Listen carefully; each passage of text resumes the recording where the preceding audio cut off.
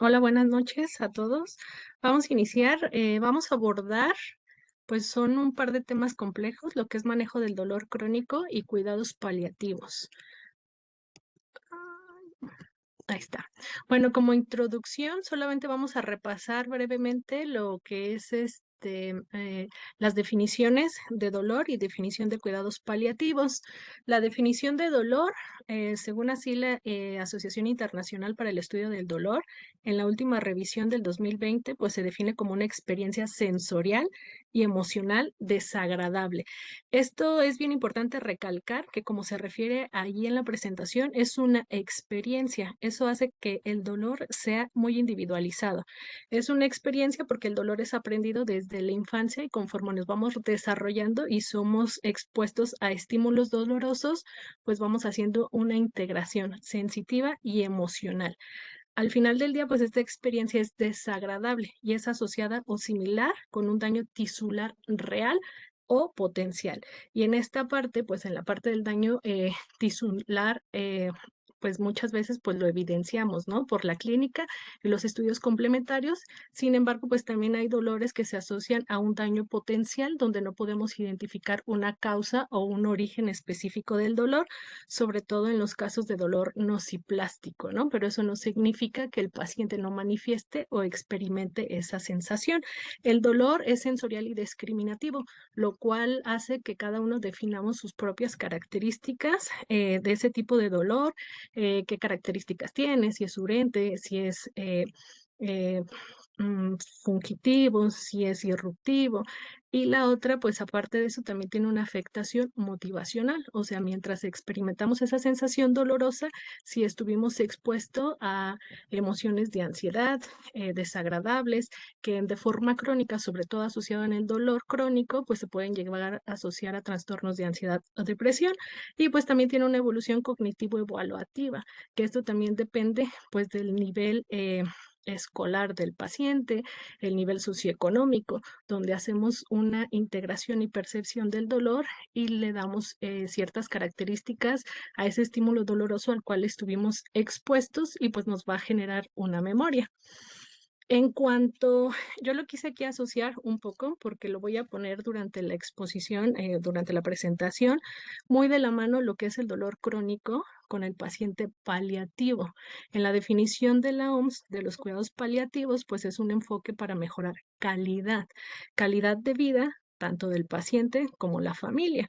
Y como es el dolor, como lo va a ser la calidad y como es el sufrimiento, pues son definiciones que son muy individualizadas. La calidad de vida para una persona que aparentemente no tiene un estado de salud, pues puede ser pues tener un nivel socioeconómico, calidad de vida a una familia, en cambio, en un paciente, pues tener una calidad de vida, eso significa poder dormir por las noches, mejorar su insomnio, mejorar esa sensación de falta de aire, entre otras. Van a incluir pues todas las enfermedades potencialmente mortales, que son enfermedades crónico-degenerativas, y que pues el plan es la prevención, el alivio del sufrimiento. El sufrimiento de la misma forma pues va a ser individualizado y aquí tenemos que aplicar mucho la relación médico-paciente y no suponer nosotros como médicos cómo mejorar la calidad y el sufrimiento del paciente, ya que es individualizado y pues eso se tiene que preguntar durante la relación médico-paciente. ¿Vale? Es identificar temprana la evaluación y tratamiento del dolor y otros síntomas. En manejo paliativo, pues está la ansiedad, la sensación de falta de aire, el insomnio, la fatiga, pero pues bueno, en esta presentación nos vamos a enfocar hacia el dolor, ¿no? También está enfocado hacia otros problemas físicos o psicosociales y espirituales. Nada más aquí recordar que el manejo de los cuidados paliativos en las guías previas, pues anteriormente los cuidados paliativos solo se iniciaban en la etapa final de la enfermedad. Actualmente ya los protocolos se dice que los cuidados paliativos se dan desde el inicio del proceso de la enfermedad y somos prácticamente, yo en la clínica lo manejo, que somos un servicio de acompañamiento. Acompañamos al paciente durante todo el proceso de su evolución, durante el tratamiento curativo, durante el tratamiento no curativo, etcétera, durante el tratamiento únicamente o exclusivamente paliativo y pues obviamente en una etapa final de la vida. Pues podemos ver aquí en la parte superior cuál era el cuidado tradicional de los cuidados paliativos, los cuales se iniciaban en la etapa final de la vida y que paulatinamente esto pues se ha modificado y entonces reconocer que un paciente es paliativo desde el momento que se diagnostica el proceso de la enfermedad es que debe ser canalizado a un área de cuidados paliativos. Y conforme evoluciona el proceso de la enfermedad, pues sí tiene un mayor peso los cuidados paliativos en una etapa final. En cuanto al dolor, sabemos que el dolor, según su taxonomía, pues tiene múltiples clasificaciones por su duración, por su patogenia, la localización, el curso, la evolución o la intensidad del mismo. Nosotros en esta parte pues vamos a destacar sobre todo su patología y la duración, de tal forma que podamos diferenciar cuando hablamos de un dolor agudo y un dolor crónico. Un dolor agudo pues va a ser aquel dolor que es conocido como protector o de supervivencia de corta duración, menor de 3 meses, y se asocia a un daño tisular y mejora siempre y cuando la causa sea reversible. Muchas veces estos dolores agudos, pues imagínense en un contexto de urgencias, es un dolor, un abdomen agudo, son dolores intensos, son severos, requieren analgésicos potentes, pero siempre que la causa es reversible, mejoran. Sin embargo, el dolor crónico, pues ya es un dolor crónico que va a ser más allá de los 3 meses y se va a prolongar más allá de la lesión. Puede ser variable en su intensidad, en la etiología y en la evolución. Y pues a diferencia del crónico, del agudo, perdón, el agudo que es de protección o de supervivencia, el dolor agudo está hecho fisiológicamente como un mecanismo de alerta al organismo, decirle que hay un estímulo doloroso para el cual pues nos tenemos que voltear a ver y decir pues qué está pasando, ¿no? Sin embargo, en el dolor crónico no hay acción protectora y se relaciona mucho con los factores psicológicos, ambientales y afectivos, ya que durante lo que es el eje espinotalámico y sobre todo a nivel de la percepción, interconexiones nerviosas que hacen con la cíngulo, con la amígdala, pues a largo plazo se ve asociado a trastornos de ansiedad y depresión. En el concepto de la IAS o la Asociación Internacional para el Estudio del Dolor, la definición de un dolor crónico pues va a ser eso, la persistencia más allá de 3 meses, pero que incluso puede llevar años, más allá del tiempo habitual de una recuperación de una lesión o una enfermedad. Tiene características de ser constante o intermitente. El paciente puede a través de los años tener dolores de 10, 20 años y ser de forma intermitente, pasar años con dolor intenso severo y tal vez paulatinamente otros periodos con dolor moderado, otros dolores, otros tiempos sin dolor. Sin embargo, pues conforme va evolucionando, pues va repercutiendo en la actividad funcional del paciente y en el bienestar físico y emocional. El crónico, pues puede también tener su origen asociado a una afectación subyacente. Esto nos habla pues de qué comorbilidades presenta el paciente y muchas veces ese dolor crónico es por descontrol de esas enfermedades de base. Hablamos como diabetes mellitus, artritis, eh, patologías de base que si no están controladas, pues el dolor crónico va a persistir. El manejo del dolor pues suele requerir en el caso del dolor crónico, pues es un dolor complejo. Los dolores crónicos son complejos, recurrentes y muchas veces llegan a ser de difícil tratamiento. Por lo tanto, requieren un equipo interdisciplinario, enfermería, psicología, trabajo social, medicina física y rehabilitación, terapias de psiquiatría, cognitivo-conductuales, para realmente tener un beneficio en los objetivos en el tratamiento del paciente. Según la IAS, pues las causas de dolor crónico en las últimas clasificaciones pues van a depender de acuerdo a su mecanismo, su duración y la condición médica subyacente. Tenemos dolores crónicos primarios. Estos dolores crónicos primarios pues no dependen, el dolor por sí mismo es considerado como la enfermedad y no hay otra explicación que lo eh, que explique esta condición. Muchos de estos pues son dolores persistentes. Tenemos como la fibromialgia, los síndromes dolorosos regionales, los síndromes de intestino irritable, cefaleas tensionales crónicas, dolores pélvicos, dolor musculoesqueléticos crónicos sin lesión demostrable y los síndromes dolorosos generalizados. La mayoría de este grupo de dolores, de dolor crónico primario, encontramos la fisiopatología en una sensibilización central y son característicos del dolor nociplástico.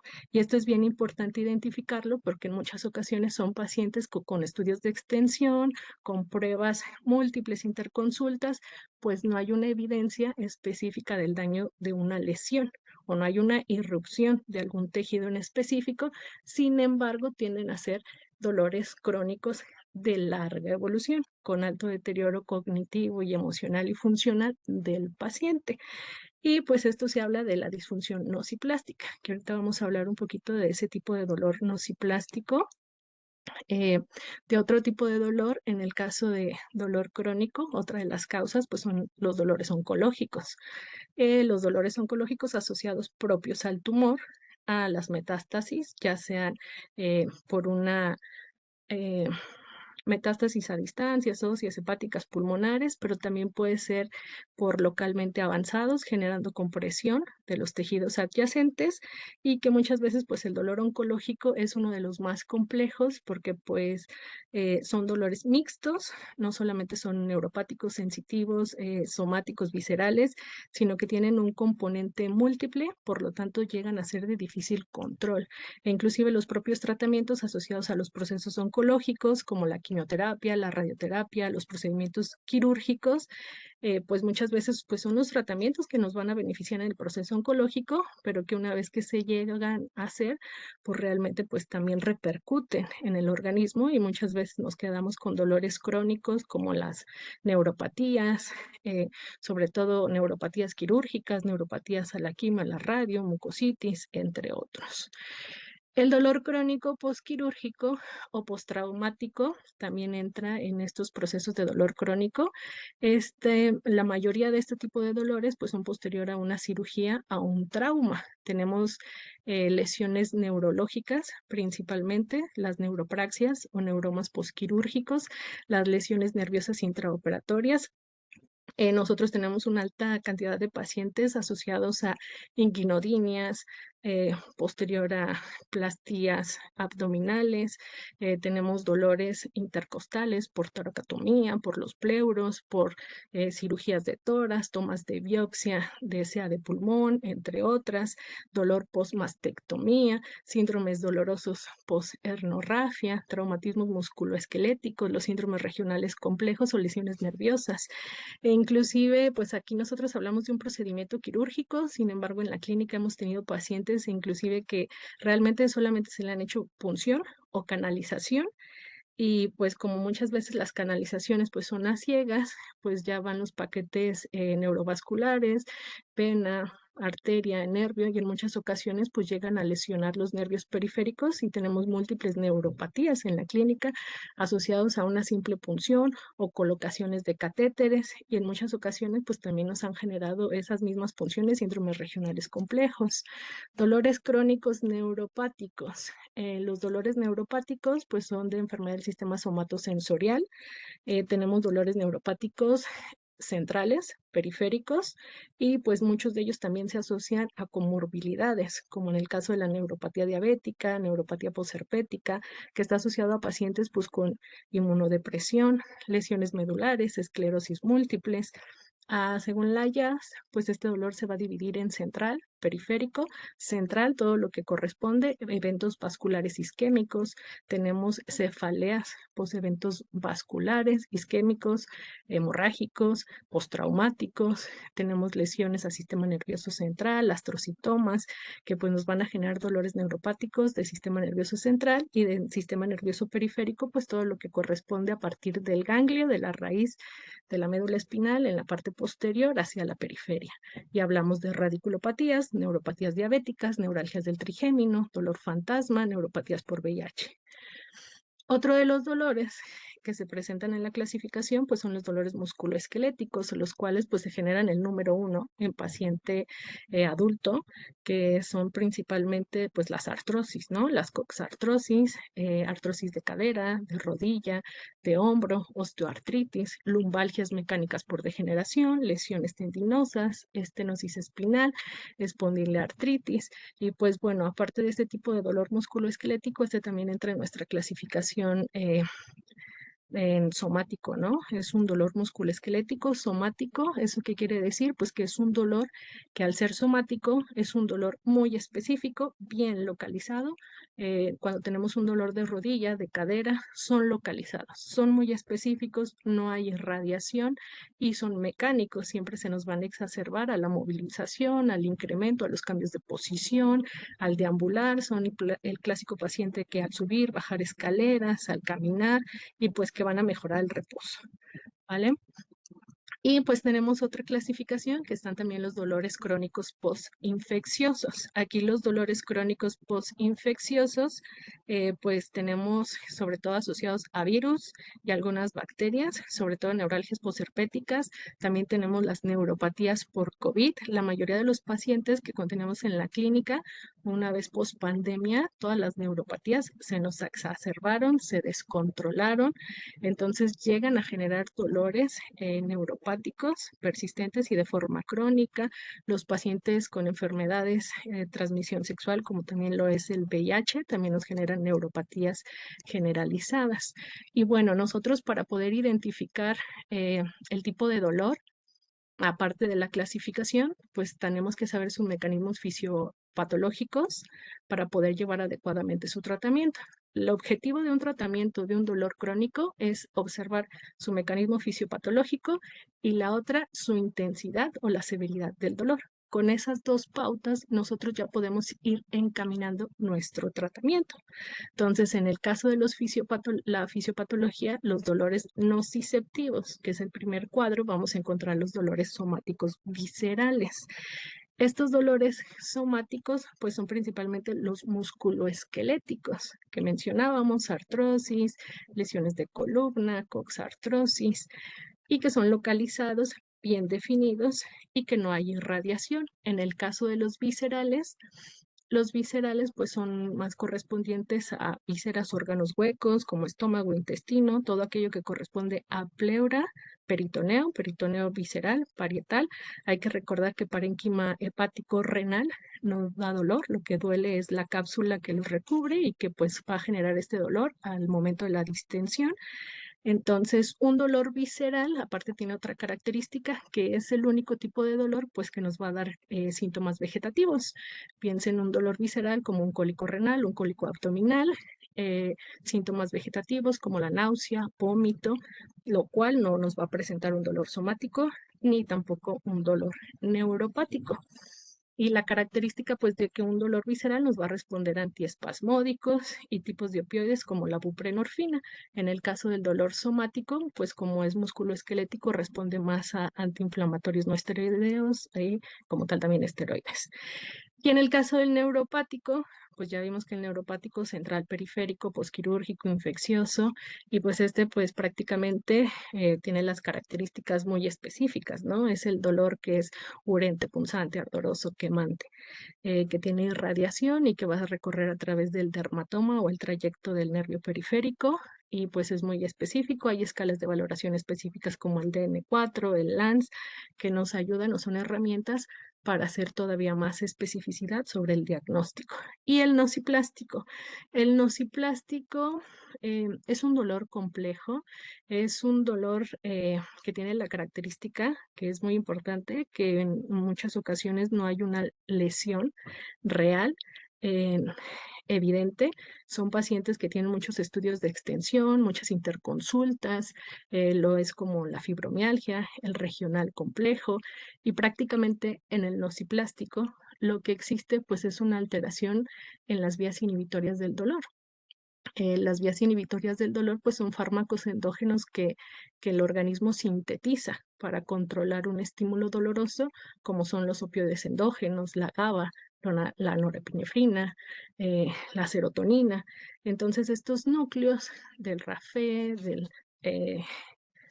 del cuerpo cerebroso, pues van a estar afectados de tal forma que el estímulo doloroso en la inhibición del dolor, pues va a estar modificada, y son pacientes pues que tienen dolores generalizados, que tienen dolores recurrentes, que tienen una alta recurrencia a clínicas de dolor y uso farmacológico pues múltiple. En este caso, los pacientes nociplásticos, esto es muy importante evidenciarlo, pues están contraindicados los analgésicos opioides. Y pues por eso de ahí su importancia de saber diferenciar entre un nociceptivo, un neuropático o un nociplástico, porque de acuerdo al diagnóstico de la patología del dolor, vamos a enfocar nuestro tratamiento. Los tratamientos, pues la mayoría son no farmacológicos y de origen farmacológico. Cuando nosotros hacemos una evaluación para el dolor, pues obviamente como toda patología, la integración de su historial clínico, pero para mí lo más importante es uno, identificar el tipo de dolor, si es nociceptivo, neuropático o nisoplástico. Y segundo, pues podemos hacer muchas preguntas que nos van a llevar a la fisiopatogenia de este tipo de dolor, pero la otra, pues aplicar una escala de valoración. Escalas de valoraciones, pues hay múltiples, unimodales, multimodales. Siempre, pues, se sugiere que se utilice la más adecuada de acuerdo al grupo etario, si es pediátrico, si es paciente geriátrico, ¿perdón? Eh, en este caso de las escalas recomendadas, pues siempre como son operador dependientes, se sugiere que pues cada uno nos adhieramos, o ya sea por servicios o por área, siempre tengamos en cuenta un tipo de escala para estar todos en el mismo canal en el objetivo al beneficio del dolor del paciente. ¿Vale?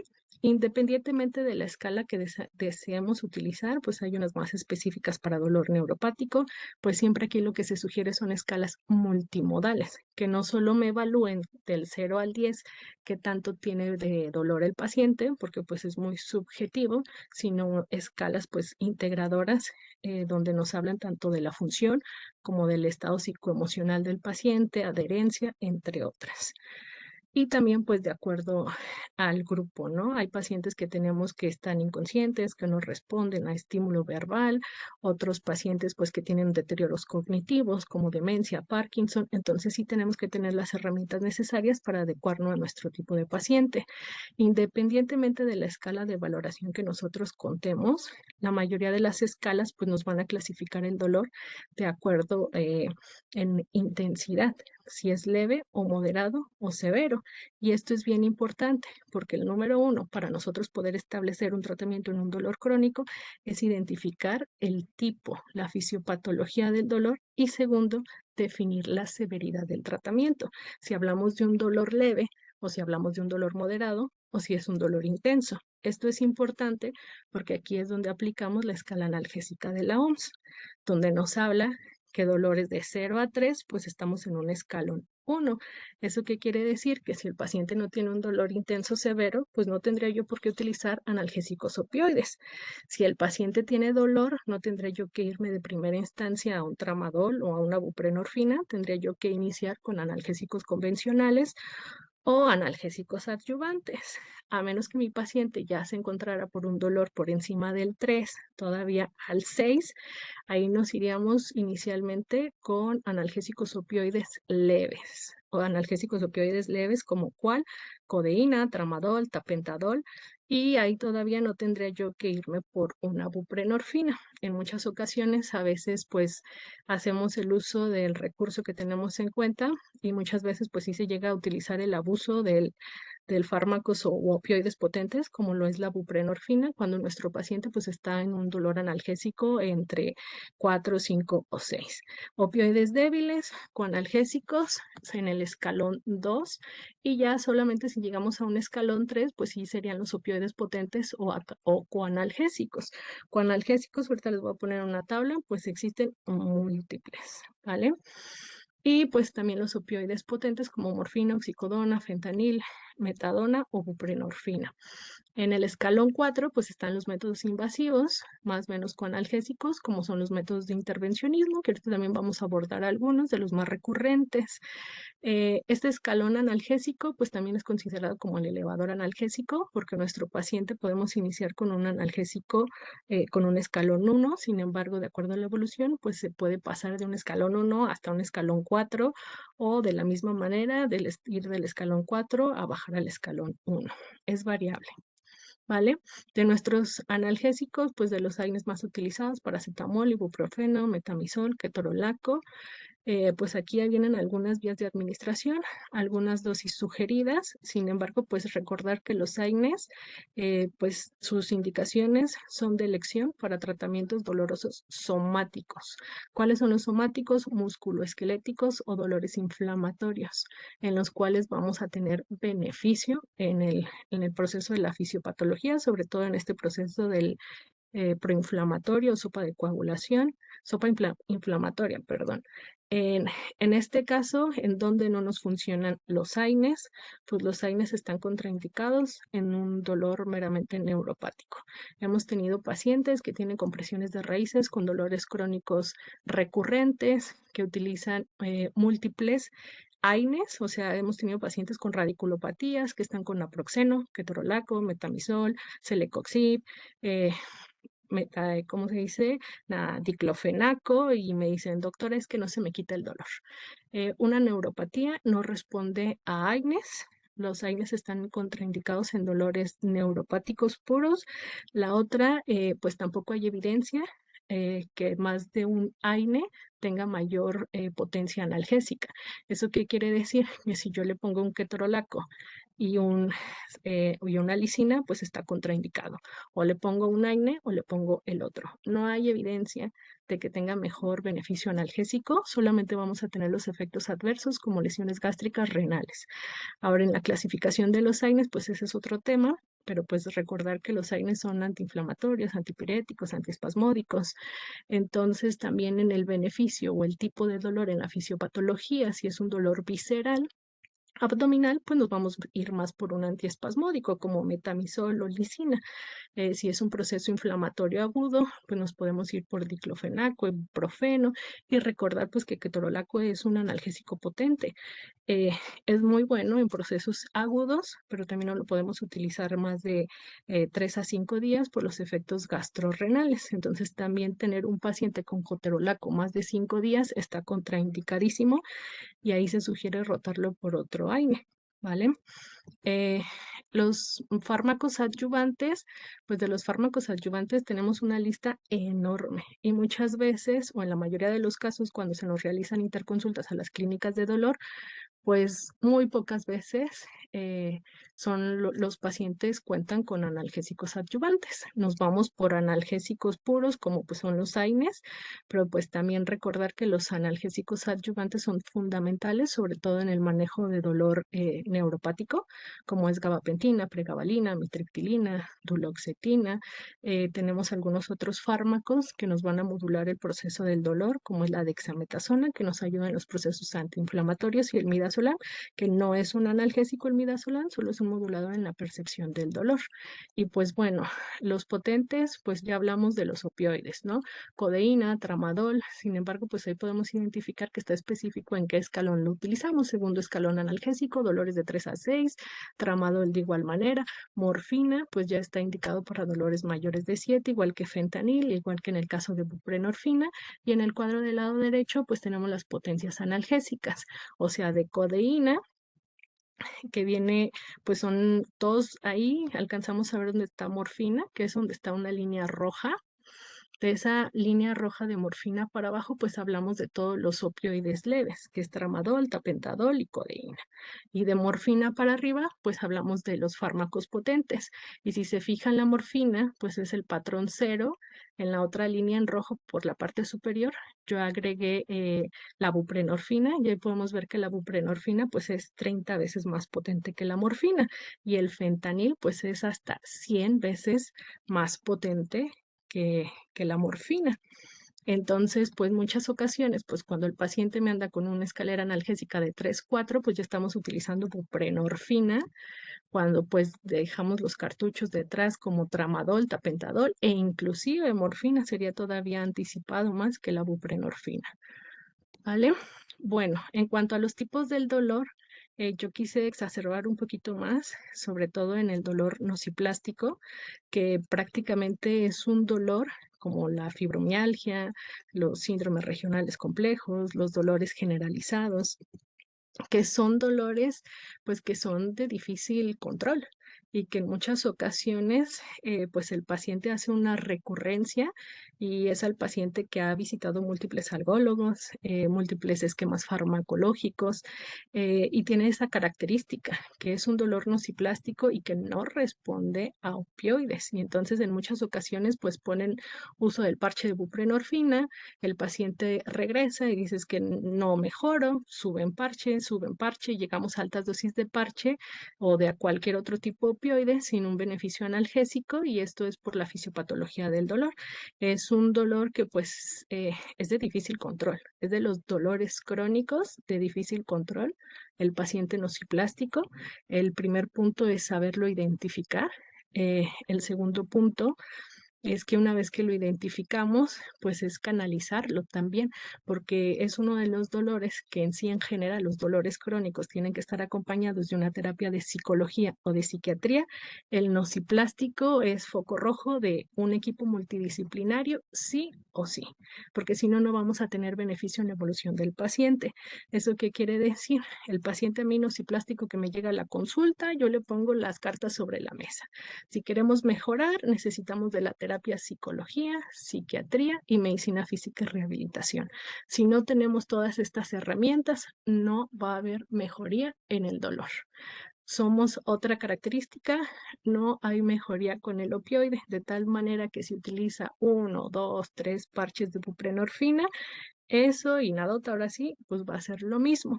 Entonces, son pacientes que hay que identificarlos y que pues también del área médica hay que tener las herramientas necesarias para confrontarlos de la mejor manera, porque si no tenemos las herramientas para saber conducir a un paciente nociplástico, podemos caer pues en el colapso del trabajador de la salud, ¿no? El clásico de que si uno ve al paciente, ya llegó el paciente, el carnet, el expediente, pues es el clásico de, no, ahí viene, ¿no? Entonces hay que tener las herramientas necesarias para confrontar este tipo de pacientes. En las recomendaciones, por ejemplo, en el caso del dolor neuropático, pues aquí diferentes guías según la Sociedad Neurológica del Dolor Neuropático Europea, el de la canadiense y el de la IAS, pues los tratamientos de elección de primera línea son antidepresivos tricíclicos, como amitriptilina, nortriptilina, gabapentina, pregabalina, que pues estos son anticonvulsivos. Y la otra pues duloxetina, que prácticamente pues son fármacos o son adyuvantes, se les conoce como coanalgésicos, los cuales pues se realizaron con otra finalidad médica, como antidepresivos o anticonvulsivos, que actualmente pues la mayoría de ellos pues no se utilizan como tal. Sin embargo, sí tienen una evidencia en la fisiopatología del dolor y es por eso que nosotros sí los utilizamos, sobre todo en el dolor neuropático, en las vías inhibitorias del dolor, que son dependientes de serotonina, noradrenalina, pues es donde nos funciona. Y en el caso de los dolores nociplásticos, son los tratamientos de elección, como en el caso de la duloxetina. Y si podemos ver, pues los opioides en algunas guías no entran ni en segunda línea, entran hasta tercera línea, y en algunas guías como la de la Jazz, pues no está actualizada en esta referencia, pero entra aquí en segunda elección, pero la mayoría de los opioides entra hasta una tercera elección. Todavía de ahí hacemos uso como anestésicos locales, capsaicina, los otros anticonvulsivos, bloqueadores de canales de sodio como carbamazepina, oxcarbamazepina, ¿vale? Y en el dolor nociplástico, pues esa es una referencia según la IAS. En la mayoría de las presentaciones, pues ahí les puse el código QR. Y en el caso del dolor nociplástico, pues si vemos en ninguno de los escalones están los opioides. Aquí utilizamos fármacos como duloxetina, que es un antidepresivo dual, la minacipran. Este también es un antidepresivo dual, sin embargo, pues no existe disponible en México. Antidepresivos tricíclicos como amitriptilina, nortriptilina, pregabalina, gabapentina.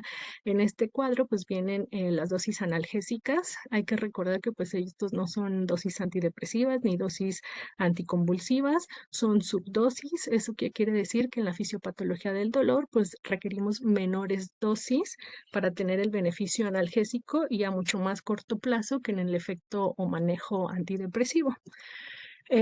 Bueno, aquí viene un flujograma en el caso de un dolor crónico asociado a una enfermedad progresiva, en este caso de manejo paliativo, donde pues aparte de la evolución del dolor, pues sí también tenemos que hacer una evaluación más compleja o más completa para definir también lo que se conoce como el dolor total, ¿no? La parte psicoemocional, social y espiritual del paciente.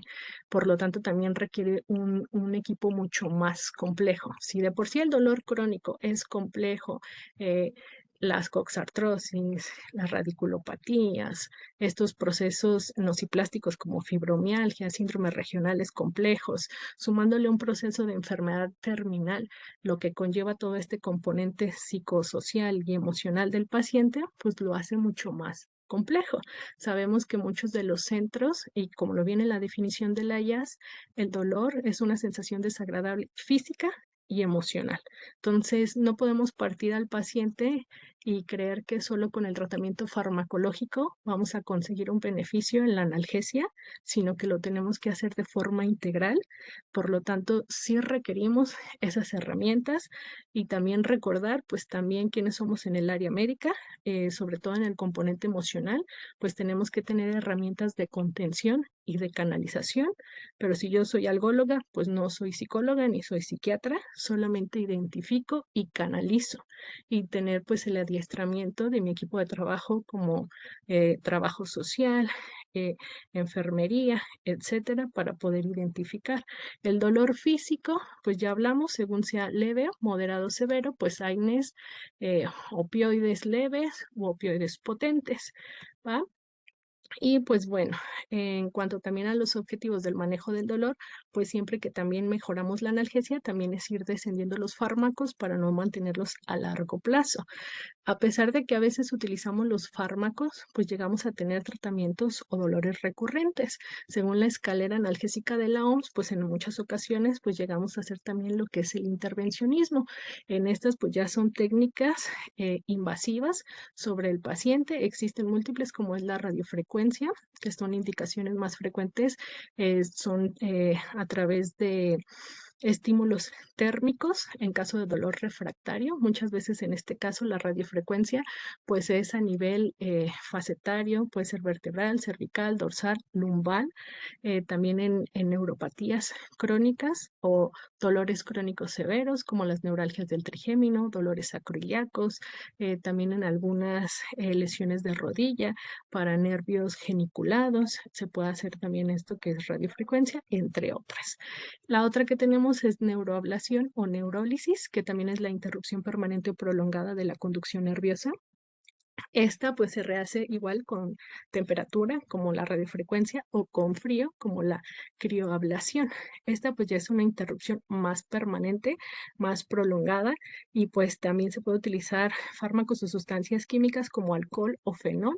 Esto puede ser pues en parte ambulatoria. Para estos tipos de intervencionismo pues sí se requieren por lo menos técnicas guiadas con fluoroscopio o también con tomografía o mínimo con ultrasonido en algunos casos, pero lo ideal pues es el fluoroscopio. La otra que también se pueden hacer en transquirúrgicos, entonces muchas veces las técnicas de intervencionismo pues nos ayudan en la terapia previniendo el dolor posquirúrgico crónico. Entonces pueden ser transquirúrgicas, pero también en muchos casos en el paciente geriátrico o en el paciente paliativo, pues las utilizamos porque son técnicas que mayor a largo plazo pues van a disminuir lo que es la polifarmacia en el paciente, o sea, la recurrencia del consumo crónico de fármacos. Y la otra pues una temporada prolongada con el beneficio analgésico. Algunas otras técnicas, pues también están las infiltraciones intraarticulares, las cuales, pues estas mínimas también tienen que ser guiadas mínimo por ultrasonido. De los componentes intraarticulares, pues hay múltiples, desde ácido hialurónico, plasma rico en plaquetas, células madres, inclusive algunas definiciones como el ozono, eh, algunas otras hasta el Botox también está descrito. Las otras son también infiltraciones en punto gatillo o los punto tilla. Estas son utilizadas pues para dolores más específicos musculoesqueléticos, miofaciales.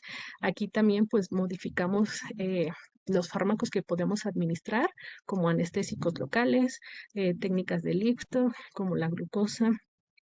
La otra también se encuentran las técnicas de Botox cuando tenemos lesiones o contracturas musculares severas, sobre todo en los pacientes oncológicos. Tenemos muchos pacientes oncológicos que de acuerdo a la patología de base, pues nos incapacitan la movilización, o tenemos tumores de clivus, lesiones cervicales que nos generan contracturas crónicas severas, los pacientes con PSI o con deterioro neurológico que hacen espasticidades severas, las cialorreas, pues sí vamos a utilizar técnicas con aplicación de Botox. En algunas otras pues está el intervencionismo con bloqueos nerviosos. Estos bloqueos nerviosos pues nos ayudan sobre todo en los dolores neuropáticos crónicos. Lo utilizamos mucho en la clínica, sobre todo en los dolores posquirúrgicos, ¿no? En las inguinodinias o dolores posterior a las plastías, también en las toracotomías, hacemos muchos bloqueos. Por ejemplo, la imagen que está ahí en la parte superior derecha, pues es un bloqueo intercostal, es uno de los más frecuentes y más comunes que hacemos en la consulta, o también inclusive los hemos hecho en piso. Traemos nuestro ultrasonido y hacemos un depósito, ya sea de anestésico local, que puede ser lidocaína, ropivacaína. También ponemos esteroides, ya sea desde dexametasona o metilprednisolona, eh, para mejorar la analgesia a largo plazo. Inclusive también los hemos utilizado en pacientes con neuropatías posherpéticas o cualquier otro tipo de neuropatía periférica. Y los bloqueos del sistema nervioso simpático, pues en estos casos, pues son pacientes frente a estrés en órganos internos, sobre todo pues ya son tumores que nos están invadiendo en regiones abdominales, pélvicas, dolores crónicos, viscerales de órganos internos, neuropáticos, lesiones de multifuncionamiento, muchas veces lesiones o lesiones oncológicas que nos afectan páncreas o cualquier otro víscera o cualquier otro órgano pélvico. Entonces, pues un bloqueo selectivo del sistema simpático y con la opción para pues también mejorar pues este dolor. En el caso, pues ya por ejemplo asociado a un paciente paliativo, pues yo sí quise agregar esta parte eh, del tratamiento del dolor recurrente. Pues en el caso del contexto paliativo sabemos que sí, a pesar, porque nos ha pasado, y esto también es importante identificarlo, que a pesar de que se hayan hecho adecuados tratamientos farmacológicos, que se le hayan hecho procedimientos de intervencionismo en una o múltiples ocasiones, donde se le ha aportado todo lo necesario al paciente, sobre todo en los pacientes oncológicos, pues la evolución de la enfermedad a veces sobrepasa este manejo analgésico, porque aunque nosotros realicemos algunos procedimientos de intervención, las metástasis, la diseminación del proceso oncológico, pues sobrepasa, ¿no? O metástasis múltiples, etcétera, lesiones orgánicas severas, neurológicas. Entonces, pues nada más retomar que en caso de que a pesar de que nosotros hayamos agotado todas las herramientas farmacológicas de intervencionismo, pues si tenemos un síntoma refractario, pues prácticamente, pues sí estaríamos llegando, pues en el contexto de un paciente paliativo, recordar que un síntoma refractario, pues va a ser una molestia que no puede ser controlada pese al esfuerzo de un tratamiento razonable, sin comprometer el estado de conciencia del paciente. En el contexto paliativo, pues sabemos que hay múltiples síntomas recurrentes, como es el delirio, el sufrimiento psicológico, disnea, hemorragia, pero en este caso, pues retomamos el dolor. Y pues según el cuadro normativo de la Constitución, las guías prácticas clínicas, en el contexto de un paciente paliativo, pues estamos en condiciones pues de poderlo llevar a una sedación paliativa, que ese sería en el contexto paliativo, en el dolor recurrente de difícil control con criterios de terminalidad, una opción para nuestro paciente. Recuerda que la eutanasia en México pues no es legal, lo que nosotros hacemos es ortotanasia, y lo que pues evitamos es la distanasia, la prolongación innecesaria del sufrimiento del paciente. Y en un caso de dolor recurrente, pues muchas veces en base a los principios de bioética, nosotros lo que sugerimos es la adecuación del esfuerzo terapéutico, que pues bueno, este es otro tema muy amplio en el manejo paliativo, la adecuación terapéutica y la sedación paliativa, pero pues sí, es en el contexto de un paciente paliativo, sí es la opción en el caso de que todas nuestras medidas previas pues hayan fallado, que nuestro paciente esté en criterios de terminalidad, es una opción, ¿vale? La sedación paliativa pues solamente va a ser la disminución deliberada del nivel de conciencia de nuestro paciente, aplicando fármacos de forma objetiva y evitando el sufrimiento causado por múltiples síntomas. En este caso pues sería el dolor. Y pues las guías de sedación paliativa actualmente pues son múltiples, las cuales pues fundamentan que la sedación paliativa pues es una opción y es legal en México. Están las guías de la Sociedad Europea, Europea Oncológica, Españoles de Cuidados Paliativos, del Consejo General de Colegios, en la norma oficial mexicana. La norma 011, pues esa es para atención de cuidados paliativos en México, también establecido por la Constitución en el artículo 4, y pues la guía práctica de cuidados paliativos, inclusive en las instituciones, ¿vale? Uno de los criterios de una sedación paliativa, pues es un tema amplio, pero sí lo quise poner nada más unos puntos a tomar en cuenta, como es el sufrimiento intratable causado por un síntoma, que en este caso el síntoma sería dolor. Por lo tanto, una sedación, primer punto, tiene que ser un paciente paliativo. ¿Qué quiere decir? Una enfermedad crónica. Punto número 2, criterios de terminalidad. Punto número 3, un síntoma recurrente. O sea, si mi paciente me hablan para una sedación paliativa y es por dolor y yo le hago intervención o le ajusto el manejo farmacológico y mejora el dolor y no está el síntoma recurrente, no tendría por qué iniciar una sedación paliativa, ¿vale? La otra, pues se requiere un consentimiento informado y un equipo experto, pues para el manejo de los síntomas y la aplicación de fármacos, pues para disminuir el estado de conciencia, ¿vale? Pues es un tema amplio. Aquí prácticamente pues también les dejé otro flujograma del dolor agudo crónico, eh, de acuerdo a la fisiopatología, si es leve, moderado, severo, si las características es neuropático, si es somático, si es agudo, si es crónico, de acuerdo a la intensidad, cuál sea el esquema específico a utilizar y pues las recomendaciones a seguir. ¿Va? Eh, prácticamente pues me queda poco tiempo, nada más ya para terminar.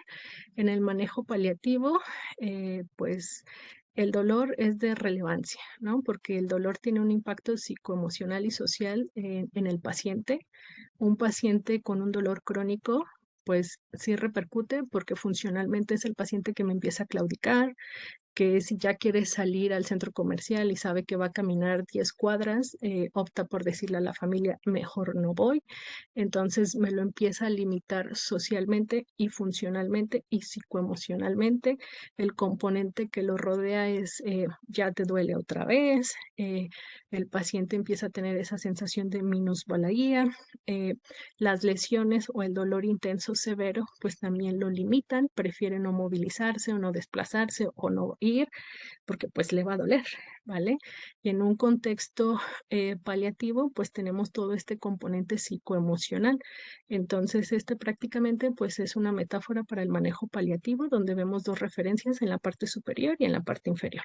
En la parte superior es como una historieta de las personas que acuden a una consulta donde no le damos las herramientas necesarias ante una situación adversa que aquí pues presenta pues como una lluvia intensa.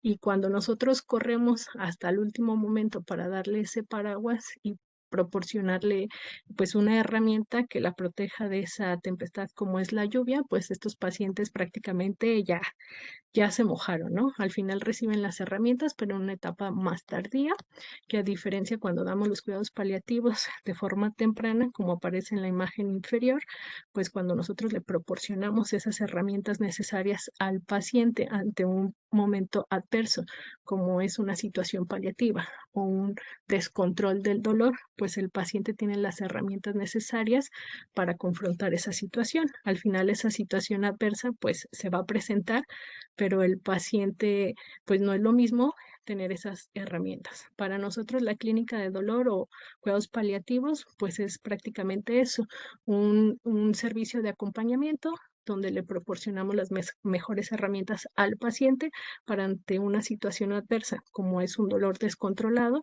pues la familia y el paciente tener esas herramientas de saber qué hacer en ese momento y en una etapa final de la vida, pues no es lo mismo los efectos a repercusión a largo plazo en la familia, de saber que su paciente no va a sufrir o no tener esa sensación de ansiedad de qué podemos hacer por él, ¿vale?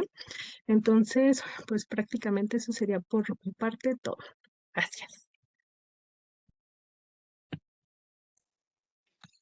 Doctora, muchas gracias por su presentación. Tenemos muchos comentarios, pero antes me gustaría decir, comentarle un poco. Nosotros Ajá, tratamos de hacer equipos. ¿Me escuchan? sí, Ok. Tratamos de hacer equipos multidisciplinarios, pero muchas de las sesiones las vemos desde perfiles geriátricos puros, ¿no? Geriatras puros, ajá, digamos. Entonces, me parece súper interesante que estemos compartiendo con usted que de formación es la parte de la anestesiología, pero que manejamos ujú, muchos términos que son comunes: sí, colapso del cuidador, la polifarmacia y la duplicación de medicamentos, el sufrimiento, la ortotanasia, todas esas cosas que para nosotros pues son de la vida diaria, pero que a ujú, veces en nuestros lugares de trabajo pues no están como bien establecidos, ¿no? El trabajo de que el geriatra, los cuidados paliativos, el oncólogo, los cuidados paliativos, ujú, de acuerdo a las patologías. Entonces, quiero decir eso como principal, que me da gusto que manejamos una terminología muy similar, qué sí, tipo de pacientes que vemos pues son similares desde diferentes, pero los vemos desde, a veces desde diferentes perspectivas. así es. Y Sí, tenemos, bueno, algunas, ajá, perdón, doctora. no, sí, adelante. Bueno, dice por aquí una pregunta. Bueno, creo Ajá. que esto dependerá de perspectiva. Dice, excelente presentación. Dice, ¿por qué el acetaminofén es de elección para fractura de cadera si no es un AINE? El acetaminofén, paracetamol. Sí. Eh, Pues sí es entra en la clasificación de los AINES. No es un AINE como tal específico, no es como un antiinflamatorio, es un analgésico, a diferencia de los AINES convencionales, como es un ketorolaco, diclofenaco, este nos actúa hacia sistema nervioso central. Entonces, sí nos mejora el dolor.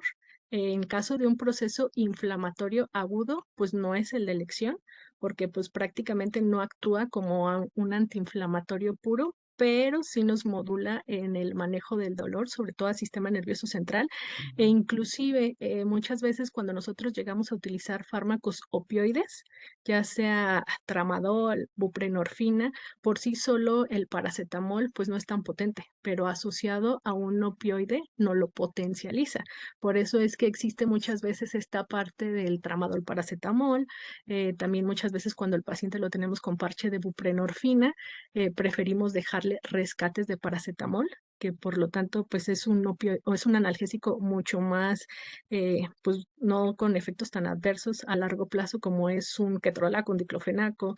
Entonces, realmente solo es saberlo utilizar adecuadamente en la coanalgesia y pues no despreciar, ¿no? Ahora sí, el de qué le dieron paracetamol, pero sí es muy potente y en el paciente geriátrico sí tiene muchos beneficios, sobre todo en el uso a largo plazo, porque cuando tenemos dolores recurrentes, pues, o sea, de un paracetamol al uso del ketorolaco recurrente, del diclofenaco, pues me voy mejor por un paracetamol.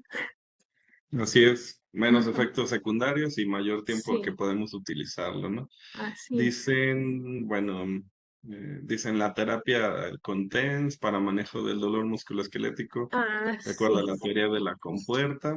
es súper buena. La teoría de la compuerta, pues entra mucho en la fisiopatología de las fibras del dolor, que nosotros tenemos fibras dolorosas A delta y C, ¿vale?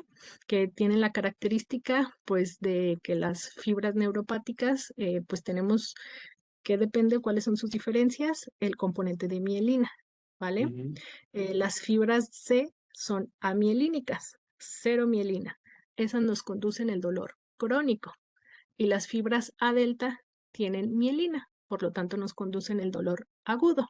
Sin embargo, existen otras fibras más gruesas con mayor mielina, como son las A beta. ¿vale? Estas fibras A delta, pues prácticamente nosotros tenemos estímulos y no todos los estímulos que percibimos pues son estímulos dolorosos, como el saber que estoy sentado, que cruzo las piernas. Esos estímulos propioceptivos pues nos viajan a través de esas fibras A beta. O sea, unas fibras mucho más gruesas, que son mucho más rápidas.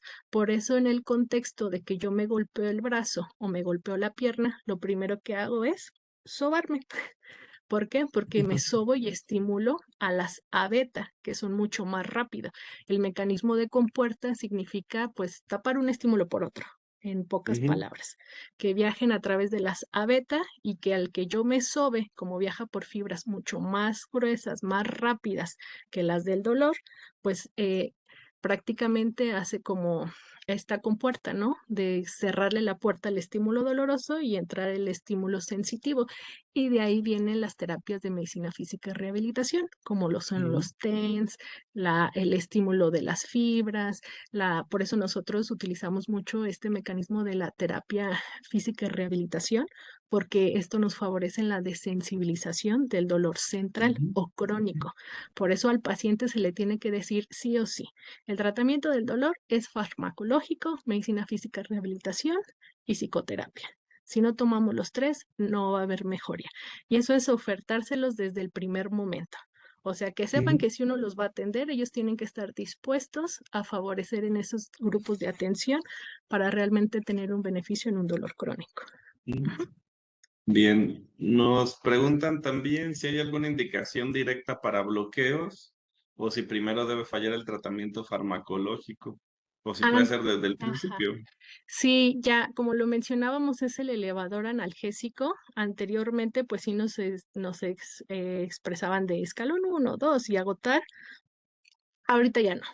Y sobre todo en el contexto de una población geriátrica, si podemos bloquearlo, lo bloqueamos. Hay pacientes que tenemos de la novena década, 89 años, 92 años, e inclusive que ya ni los sometemos a estudios de extensión complejos. Cuando nos llegan a la consulta y están en condiciones de procedimiento de infiltración, lo hacemos porque nos va a mejorar mucho la calidad de vida y no voy a exponer a una paciente de 89, 90 años a estar con el consumo de fármacos, porque de por sí ya traen una fila de comorbilidades con no sé cuántas pastillas previas, entonces ya no es una indicación que sea como el último escalón para el procedimiento de intervención, siempre y cuando tenga las condiciones, sí lo podemos hacer.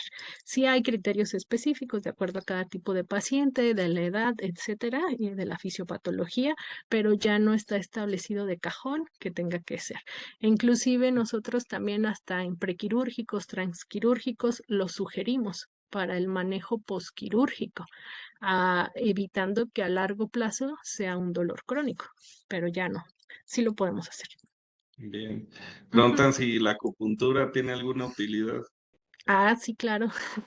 La acupuntura, eh, prácticamente la acupuntura, como la terapia seca, igual que pues los abordajes o bloqueos periféricos que hacemos, pues sí realmente tiene una evidencia. Acupuntura sí tiene una evidencia porque también pues da como puntos gatillo, puntos neurológicos específicos que sí tienen evidencia en el beneficio del manejo analgésico, solamente que pues para las personas que aplican y el paciente que está expuesto, pues alguien que practica acupuntura tiene que tener un estudio y una certificación para aplicarla, ¿vale?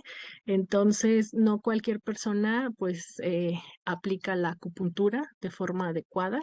Entonces, al paciente pues siempre hay que decirle, porque sí, el paciente a la consulta llega de que si la acupuntura, me han llegado que si pueden utilizar los parches de células madres, cosas que yo ni a veces conozco que existen, pero que en el medio externo les venden el marihuanol, ya sabe, de todo para el manejo del dolor. Entonces, prácticamente, pues nuestro trabajo, pues sí es canalizar al paciente a su toma de decisiones, lo que sí es funcional, lo que no es funcional, lo que sí va a traer beneficio y pues cuál va a repercutir repercutir en su bolsillo económico, ¿no?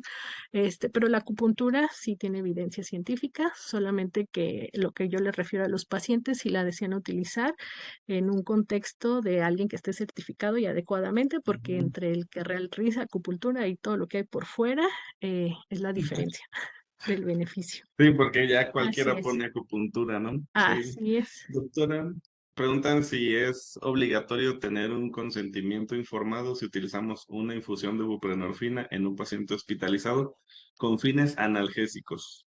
Sí, en la norma oficial, como son fármacos estupefacientes y entran en grupo farmacológico, sí debemos de tener un consentimiento para el uso de opioides, sobre todo si es de primera vez, ¿vale? Adecuadamente, la mayoría de los efectos adversos a los opioides cuando los utilizamos es porque, una, o desconocemos el mecanismo de acción de ese fármaco, dos, la edad del paciente, las comorbilidades, entonces no tenemos una adecuada dosificación, lo que llamamos una titulación adecuada del opioide, o cuando decidimos cambiárselo, no tenemos el conocimiento adecuado de la rotación de opioides y pues nos lleva a los efectos adversos. Un opioide bien adecuado, bien indicado, bien titulado, pues no tendría por qué tener efectos adversos Ujú. si mi paciente lo tiene o lo tendría que disminuir o suspender o rotar. Pero tampoco lo puedo dejar con dolor. Pero sí se requiere un consentimiento. Nosotros utilizamos consentimiento para ingreso a la clínica, para la aplicación de opioides, para sedación paliativa, pues prácticamente sí, sí se requiere. Bien, muy bien. Ujú. Una pregunta, dice 94 años, una neuralgia posherpética, no tolera Ujú. gabapentinoides, amitriptilina Mm, mal y el parche de lidocaína no mejora. Si podría ser una opción duloxetina bloqueo. o tapentadol o un bloqueo. Yo bloqueo. Lo que nosotros hacemos son bloqueos selector espinal o bloqueos intercostales. Hacemos depósito de analgésico local y esteroide. Pues ya sabemos que una neuralgia posherpética, pues el tratamiento de elección es su tratamiento retroviral en los primeros días. Si no es así, es la primera causa de dolor neuropático a largo plazo. En la clínica tenemos dolores neuropáticos, pacientes diabéticos, inmunocomprometidos, post-trasplantados renales con inmunosupresores, y esas neuropatías las llevamos de año, año y medio, o sea, son crónicas. Entonces, lo primero es darle su tratamiento adecuado en las primeras etapas. Si no le damos el tratamiento completo ni la dosis adecuada, vamos a tener una neuropatía. En el paciente de riesgo, pues la prevención es la vacuna. Y ya cuando tenemos la Ujú. neuropatía y que no nos tolera fármacos, como también nos ha pasado en los casos de los inmunocomprometidos, posttransplantados o que solo tienen un riñón y que no podemos utilizar fármacos con dosis elevadas porque traen elevada la creatinina, nosotros para ahí o cuando ya son de edades mayores, son los bloqueos, bloqueos intercostales, entonces pues esos canalícenlos a la clínica. Sí, ahí lo que nosotros hacemos es picarlos. Y muchas veces con los Bien. primeros piquetes hay mucha mejoría, a veces sí requerimos la recurrencia de las infiltraciones, pero sí tenemos muy buen pronóstico desde la Ujú. primera aplicación. Ujú.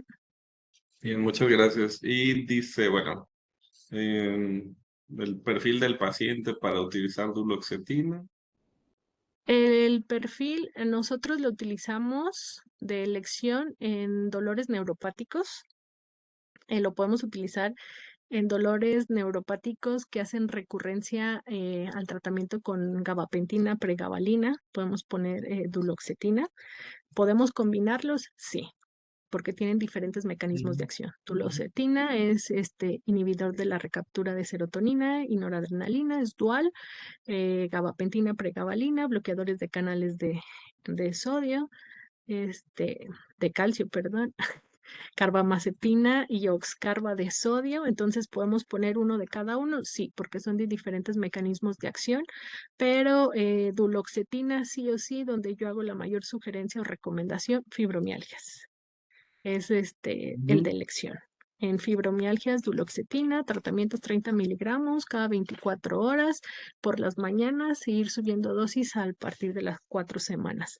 No requerimos mayores dosis de 60 miligramos. Hay pacientes que con 30 miligramos muy bien, pero pues sí es un esquema eh, integral. Hay veces que con la duloxetina no es suficiente y a veces tenemos duloxetina, gabapentina y en el contexto de una neuropatía, pues sí llegamos a tramadol paracetamol y hay veces que pues sí los mantenemos periodos de 3, 6 meses y después vamos descendiendo.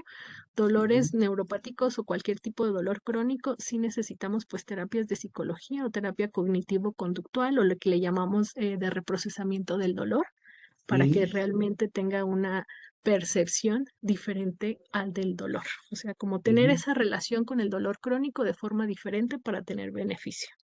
Ujú. Bien, tenemos una última pregunta, dice, ¿cuáles son las indicaciones para utilizar AINES en el adulto mayor? Bueno, creo que este quedó claro que sería cuando el Ajá, origen del dolor es inflamatorio, ¿no? un dolor Principalmente. inflamatorio agudo, ¿no? Y la, También. y la, la pregunta que, a ver si no causa controversia, dice que en su opinión, ¿cuál sería el mejor AINE para utilizar en términos generales?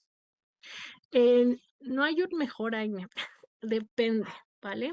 Nosotros, pues hacemos la clasificación de los AINES de acuerdo a su mecanismo de acción, pues no es como tal esta clase de AINES, pero tenemos los 5 mecanismos de acción de los AINES y de acuerdo también a su potencia. O sea, los AINES los clasificamos por potencia. Entre los más potentes encontramos metamizol y ketorolaco y son fármacos muy potentes que inclusive el ketorolaco se hace una equivalencia con 10 miligramos de morfina. Ujú. ¿Es un fármaco potente? Sí. Lo uso en dolores agudos. ¿Qué es un dolor agudo potente intenso? Posquirúrgicos, ¿vale? Posquirúrgicos, pero no más de 3 a 5 días.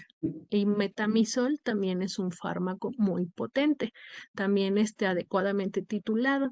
eh, en dolores potentes severos y de uso crónico, pues realmente los AINES no se recomiendan de uso crónico, sí para dolores potentes, ya cuando yo utilizo un AINE de forma crónica, pues ya me voy por un opioide, ¿no? Para no, porque un opioide va a tener, menos efectos adversos, es un poquito más noble que el uso de los opioides a largo plazo y pues también depende de la causa, ¿no? Si ya nos vamos por un dolor eh, espasmódico, como lo decía, un dolor visceral, pues yo me voy a ir más por una lisina, un metamizol, antiespasmódicos, ¿vale? Que un Ujú. diclofenaco. Si es un dolor musculoesquelético agudo, se acaba de esguinzar, se acaba de fracturar, pues sí me voy por un potente, un antiinflamatorio, diclofenaco, ibuprofeno, etcétera.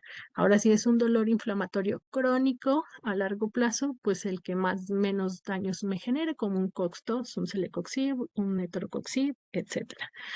Ujú. Entonces, pues sí depende el contexto del tipo de dolor, la intensidad y, y pues la fisiopatología. Entonces, es un poquito complejo, pero herramientas, hay unos cuadros de AINES en ese, de acuerdo a para qué yo quiero mi AINE. Si un Ujú. antiespasmódico, a un antiinflamatorio. Ahora acuérdense que también los AINES pues, son antipiréticos, si lo quiero utilizar para la Ujú. fiebre. Inclusive usamos paracetamol, pero el metamizol es un antipirético más potente que el paracetamol, ¿vale? Ujú. Ahora también en un contexto de una fiebre oncológica, pues me voy por naproxeno. Entonces es bien variable, de acuerdo al contexto a utilizar al AINE. Sí, sí Así es muy es. amplio. Así es, dedicarle un tiempo a la Ujú, analgesia, a la que utilizamos todos los días, porque a así veces es. indicamos medicamentos sin conocerlos del A todo, veces ¿no? utilizamos nuestro esquema analgésico de cajón. En muchas Sí. ocasiones sí me llegan así interconsultas con un esquema analgésico de cajón, pero pues sí se puede mejorar de acuerdo a la fisiopatología de ese dolor, o hay veces que no me va a ser útil lo que trae. Pero Ujú. bueno, así pasa. Doctora, pues muchas gracias por su Muy bien, presentación. Tiene muchas ok. felicitaciones, ya después se Muchas las gracias. comunico también. Y bueno, hasta luego a todos. Buenas noches Ok, y gracias por la buenas atención. noches. Hasta luego. Hasta luego. Buenas noches. Bye.